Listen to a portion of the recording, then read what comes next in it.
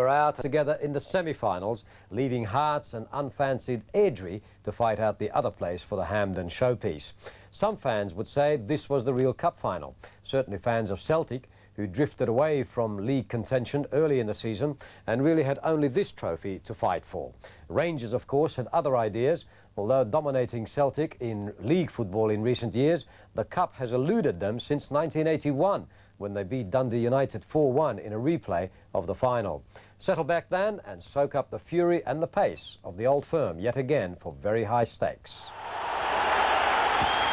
Celtic spoilt for choice, really. The entire squad motivated by competition for places, but it's no surprise that after resting half the team on Saturday, they've gone back to the side which rather roasted Rangers at Ibrox 10 days ago. The one doubt was Joe Miller, who satisfied himself about a damaged knee yesterday and satisfied his manager today. A word on their formation from Terry Butcher. Well, I think Celtic will play a 4-3-3 formation. Joe Miller can play the wide on the right or switch to the left-hand side. Rangers have two very good attacking fullbacks, so we'll try and peg one of them back. But it's a very strong midfield from Celtic with obviously McStay, Collins and O'Neill in top-class form. Rangers do have the greater team problems with Mark Hateley and Alexei Mikhailichenko missing, but Dale Gordon and Stuart McCall have both made it. And Richard Gough is fit again, his steadying influence noticeable in its absence against Celtic the Saturday before last. With Ian Durrant at number 10, Walter Smith has selected 5 midfield players. Well, Ian Durrant scored many times here for Rangers against Celtic in finals especially, so it's his stage tonight. You'll probably see him making the runs from behind Ali McCoist into the gaps exploited in between the fullbacks and the centre-halves. They've pegged the two fullbacks back with Dale Gordon and Peter Hoosra. It's a very attacking line-up by Rangers, and indeed with Paul Rideout and John Spencer as the subs, they can change it if they want to a conventional 4-4-2 or conventional 4-3-3. Ali McCoist, 29 goals this season. And with a goal breathtaking in its beauty, Charlie Nicholas chalked up Celtic's century for this season against Dundee United on Saturday. And Rangers have also passed the 100 mark. Andrew Waddle saw Rangers at close quarters on Saturday in charge of their match at St Johnstone, during which he brandished his yellow card 10 times and was showing his right wrist as having signs of writer's cramp.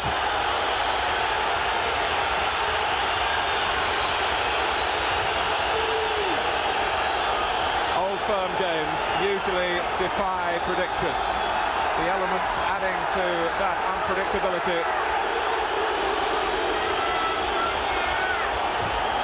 It's a night for the strong of heart. And who'd have thought when the draw was made that Celtic would come into this semi-final in arguably the more buoyant condition of the two clubs, fresh from that inspired afternoon at Ibrox recently. And they are enjoying this splendid sequence of success, while the form of Rangers has rather dipped recently. And Celtic certainly freer from injuries than Walter Smith's squad. Gary Stevens, 10 is Durrant. Dale Gordon, whose place tonight was in such doubt.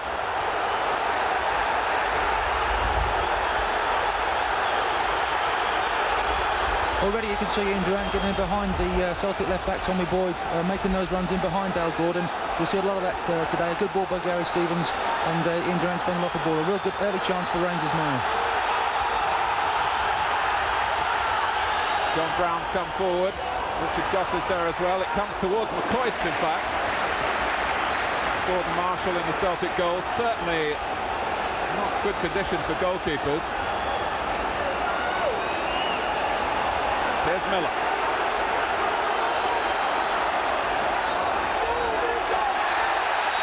The tackle by Durrant. The early exchanges, ultra competitive. No surprise in that. Certainly not for the referee, who's tried to be very much on top of the tackling.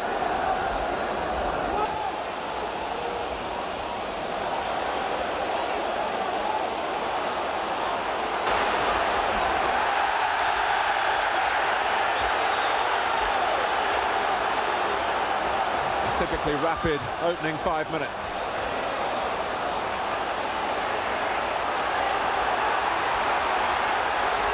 And Craney trying to bring Nicholas really into the play for the first time. I think you can just see that teams are trying to get used to the conditions. The ball's skidding off the surface very quickly. I think Celtic have settled down a lot quicker, and they're trying to pass the ball on the floor despite a very gale-force wind against them. But I think the game will start to develop now. McCoist, Durant. Celtic coping well on the pitch despite the constant talking of the boardroom battles, but a foul here by David Robertson, and the yellow card is out.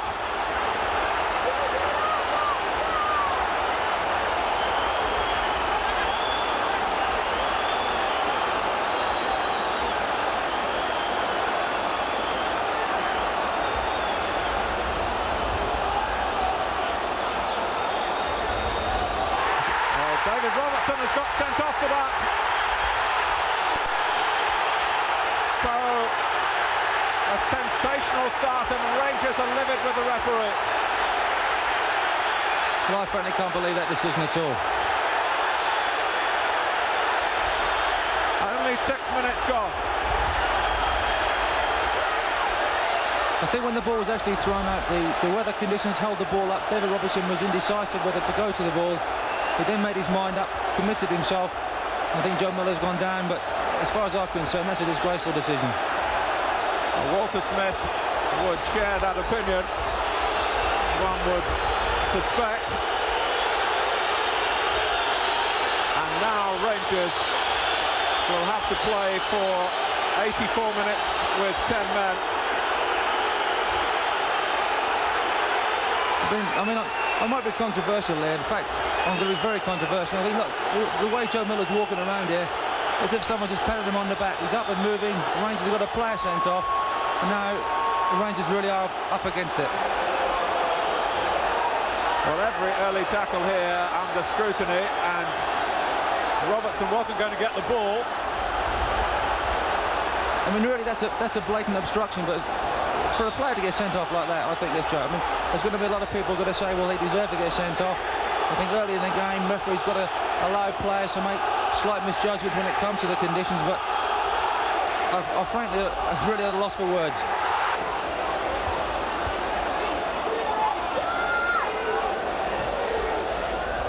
Durant. McCoist. Beautiful touch for Durant. McCoist on for the return ball. It's played him a bit wide. Gordon's coming into the centre. And Celtic rather lucky to get away with that, and only a corner conceded. Lovely interplay between McCoist and Durant in the first place, but the ball back to Ali McCoist was just a touch too strong. I mean, Ian Durant and Ali McCoist are great pals off the park, and they link together very well there.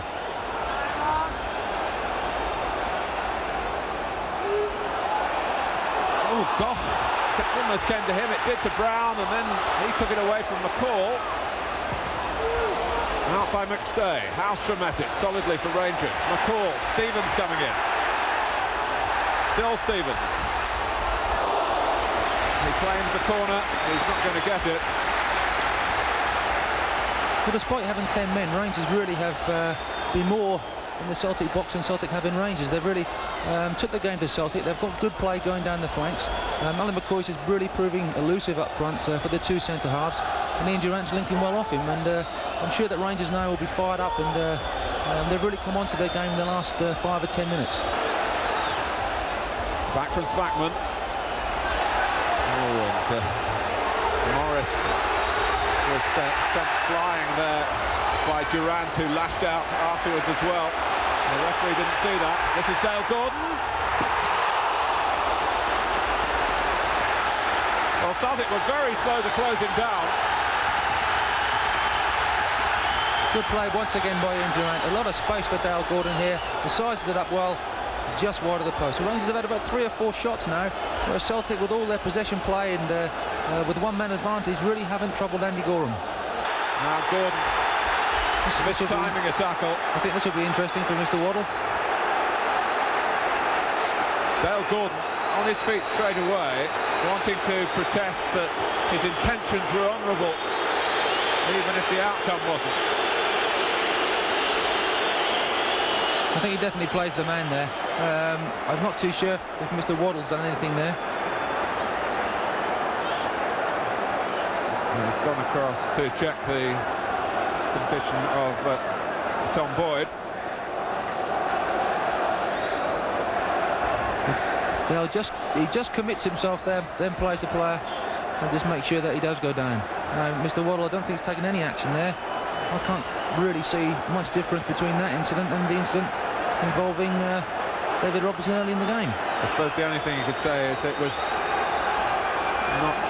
a tackle of not a natural defender. Yes, very. Let's have a word with David Livingston down on the touchline. David. Yes, Martin, it's frenetic and very wet down here, of course. The Celtic dugout is the one where all the unhappiness is at the moment, quite clearly. They obviously feel that they haven't exploited this one-man advantage. Tommy Craig went out a short time ago, the number 2 to Liam Brady, went out and he gave Joe Miller a roasting for not pulling them wide enough and not exploiting that advantage down that particular flank. I think the Rangers bench, after the early disappointment, are feeling much happier at the moment. But there's still a long way to go. Thanks, David. We've got 5 minutes left in the first half, and Rangers have done more than simply hold out since the red card was brandished in the face of David Robertson. They have played in an organised way. They've tried to limit the damage.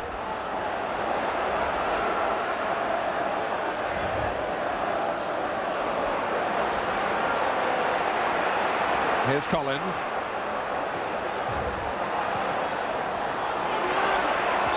Spackman got to it, but there was some pushing by Craney. I think Nigel Spackman's having a storm at the heart of the Rangers defence. He's been pulled back there, obviously. He's playing well, he's timing every ball in the end, very difficult conditions, and he's organising his team as well. He's playing as if he's played there all his life. Well, I don't think that we need the words on the picture. Conditions speak for themselves from our camera, where the cover is being blown off it. Hallström. Now McCoist. Broken up by Derek White.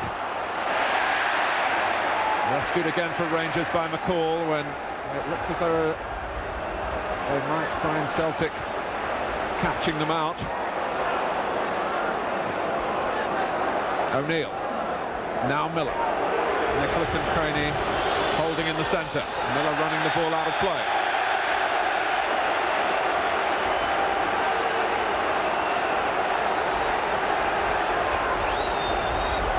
When that ball goes wide, Joe Miller, I'm sure he should be looking up, seeing if he can play the ball into Jerry Craney or Charlie Nicholas's feet there, round about the edge of the box. He's drawing 2 Rangers players over to him, and with the numerical advantage, any balls into the box, Rangers could be in trouble. Here comes Celtic again, trying to put the pieces into the right place in the jigsaw. Nicholas, a little poked return pass towards Craney, brought out by Gordon, who was wanting too long, and then the referee really had an opportunity to give a free kick either way. There was certainly a subsequent foul by Gordon. McCoist. McCall joining in well. Across from Durant. McCoist herring in. Gordon Marshall keeping his eye on the ball, which was fortunate. I don't think he would have liked what he saw with McCoist raising his foot. Great goalkeeping by Gordon Marshall. Takes the ball very clean, eye on the ball all the time. Great goalkeeping.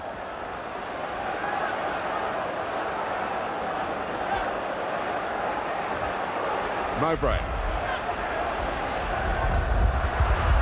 We're into the final minute of the first half, in which the pattern was set when David Robertson was sent off after 6 minutes. The pattern being that Celtic had to pick their passes, play perhaps with a little more thought.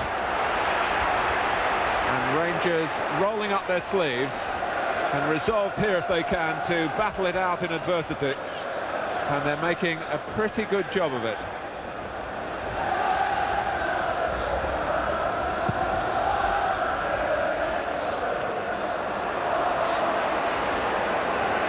I think Rangers will just be content just to see this half out, go and have a cup of tea, have a chat from Walter Smith, and then really just gird themselves for the second half. I'm sure Celtic will be going into a bit of a roasting from Liam Brady, so I'm sure that he won't be happy with the way, with the man advantage, they haven't got a goal. Well, Celtic letting McCall get away. McCoy! He scored! Right on the 45 minutes. Against all the odds. No wonder. Scenes of extravagant celebration. McCoist is almost in tears of joy and disbelief. The 10 men have taken the lead at Hampden Park. A lovely ball by Stuart McCall, just nicely weighted. Ali takes it first time. He just gets a hand to it, Gordon Marshall. Very unlucky not to see that past the post. Good cool play by Stuart. Goes to shoot, squares a lovely pass. Just adjusted his feet and a lovely finish inside the post. Just when I said that Rangers were content to sit out the first half, they come and score. His 30th goal, but that's a minor consideration. In situations such as this that Rangers find themselves here, heroes are made, and they have one here in Ali McCoist right at the end of the first half.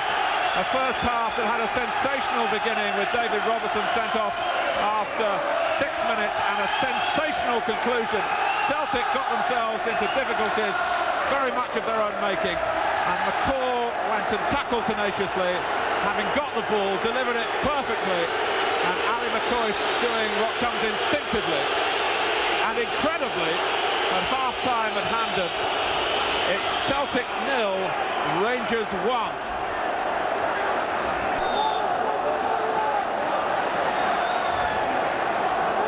Here's Collins.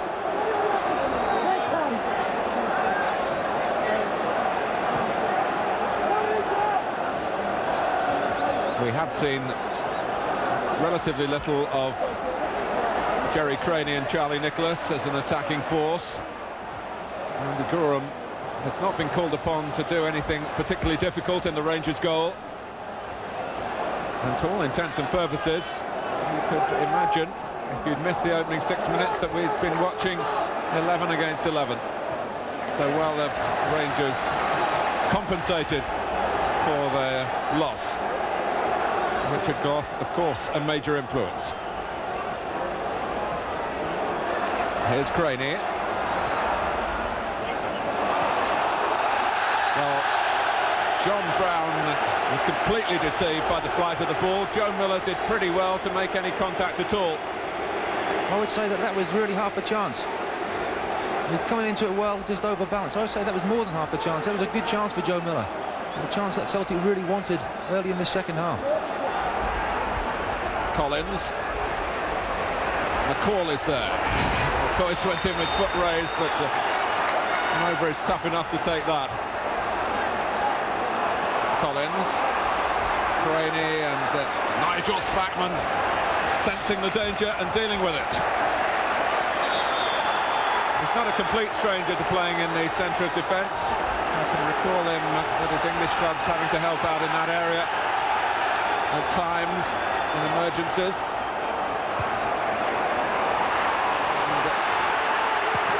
Oh, it's deflected against the post.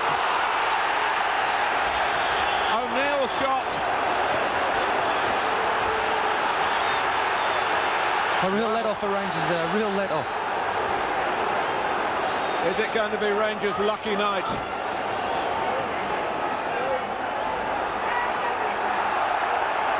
It is Nicholas.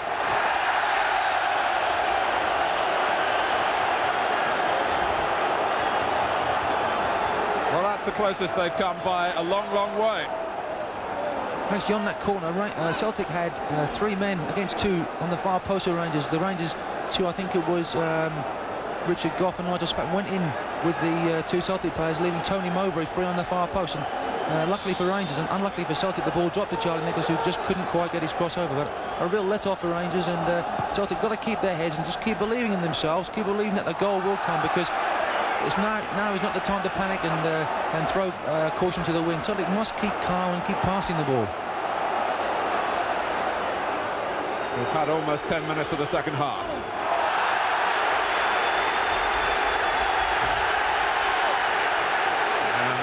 Were there enough suggestions from Rangers players that there was a dive that time by Miller, and Andrew Waddle, the referee, has clearly been of the same mind. It's a throw to Rangers. Harder in the second half for Ian Durrant, who was outstanding in the first 45 minutes to make an impact. Rangers having to concentrate on their defending. Pure and simple. It's a corner.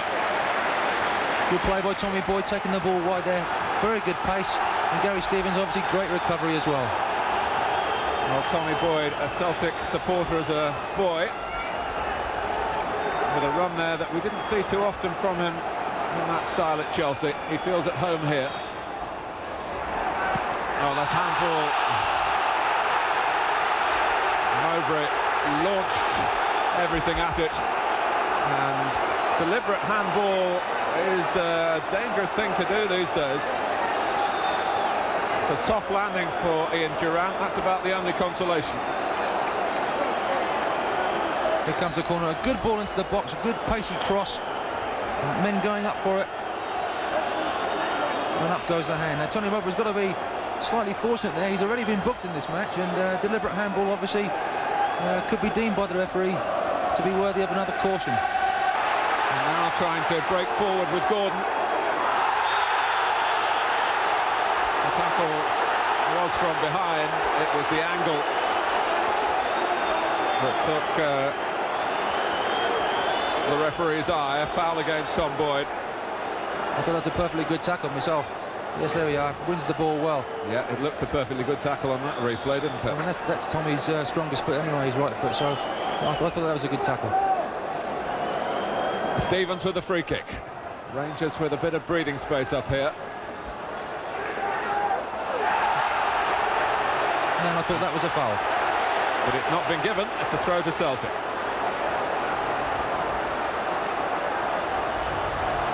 Easy game to referee from up here, Terry. Well, he's having a very busy time tonight. One or two funny decisions, but at least he's been consistent anyway. Galloway. Oh, he's hit it beautifully. And it nearly knocked Andy Gorham over.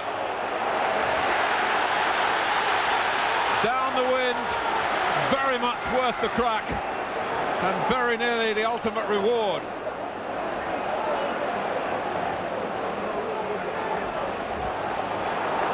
And Celtic certainly improving the number of shots.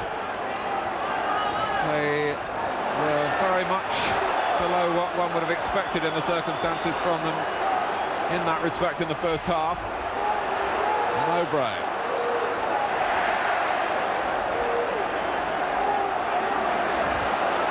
McStay. White. Always plenty of room for Celtic in these areas. This is where it gets tight now. Boyd. McStay. He can line one up, and the ball just a little too far to his right, and he couldn't get his foot round it. But Galloway had by far the better effort. He gets onto his right foot. There's only one thought in his mind here. He's going to crash and hit it. I think Andy Gorham slightly unsighted there, but gets two hands on the ball. This is Galloway. Now McStay.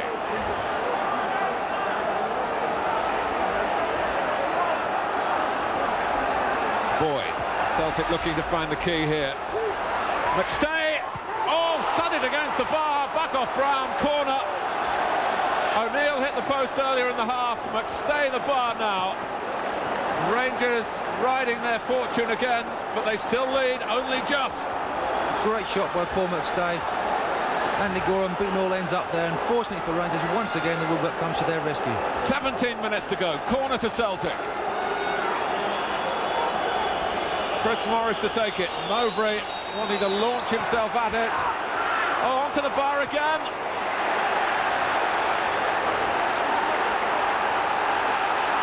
Andy Gorham touched the header from Craney up onto the frame of the goal.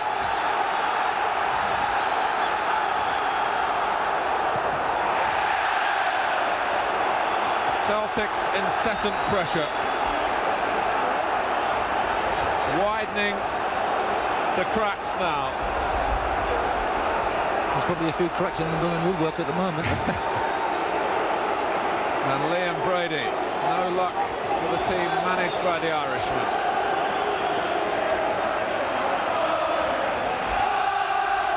Mowbray's face is set in that determined expression. He looks like a footballer from any age.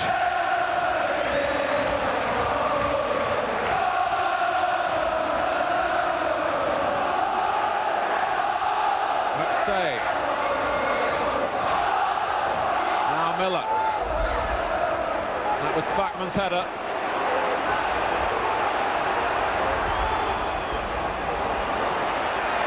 Durant with another meaningful contribution in midfield. Pretty deep in midfield. They're queuing up Celtic here.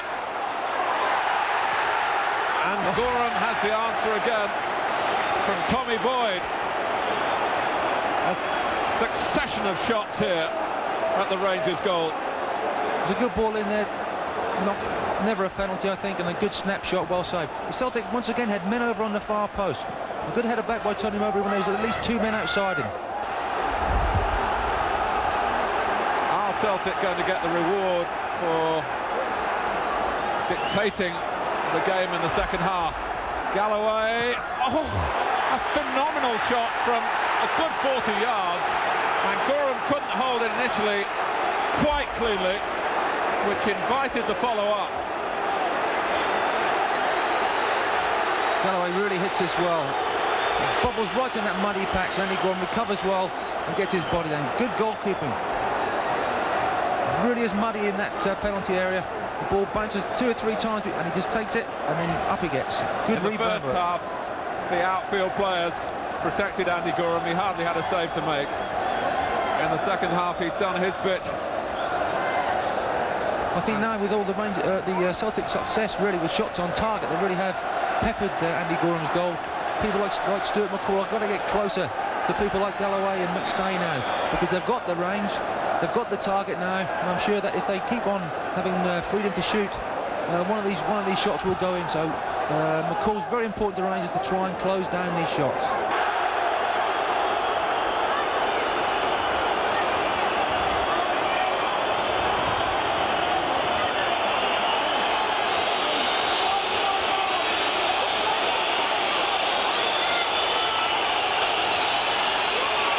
This is surely the last chance for Celtic. And it goes on the full from Galloway in his own half into the arms of Andy Gorham. Rangers roars all around Hampden. And the free kick is for Rangers for Craney impeding the goalkeeper. Tony Mowbray now is playing as an out-and-out striker the last few minutes of the match. He must be a bit annoyed. He hasn't really had much service up there lately.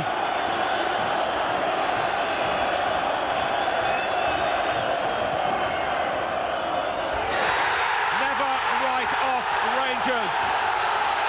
A sensational semi-final success. 84 minutes with 10 men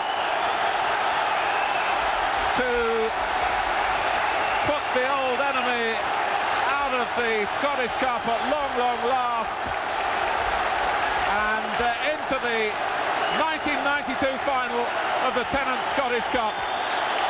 Ali McCoy scored the goal, but all around him were other heroes. Andy Gorham in a second half in which, off the often as he stopped shots, the frame of the goal came to his rescue as well on 3 occasions. But moments like this are very, very rare, and hardened football people like Walter Smith are absolutely delighted, and understandably so. This has been a triumph rippling with character and courage. Celtic already off the pitch, but they have written another page in this lengthy history of Old Firm contests. It's their semi-final in extraordinary circumstances by Ali McCoist's goal to 0.